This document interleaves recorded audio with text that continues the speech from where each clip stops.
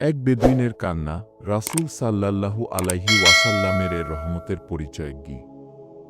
একদিন এক বেদুইন আরব এসে মসজিদে নববীতে প্রবেশ করলেন। তিনি কিছুই জানতেন না, শহরের আদব কায়দাও জানতেন না। হঠাৎ তিনি মসজিদের এক কোণায় দাঁড়িয়ে প্রস্রাব করতে শুরু করলেন। সাহাবীরা রেগে গেলেন, তারা চিৎকার করতে লাগলেন, এই তুমি কি করছো? কেউ কেউ তো তাকে থামাতে এগিয়েও গেলেন। কিন্তু রাসূলুল্লাহ সাল্লাল্লাহু আলাইহি ওয়াসাল্লাম বললেন, তাকে থামিও না, তাকে প্রস্রাব শেষ করতে দাও। সবাই চুপ করে গেল। তিনি অপেক্ষা করলেন, তারপর তাকে ডেকে খুব কোমলভাবে বললেন, এই জায়গা ইবাদতের জন্য, এখানে এভাবে কিছু করা যায় না কি? বেদুইন খুব লজ্জিত হলেন।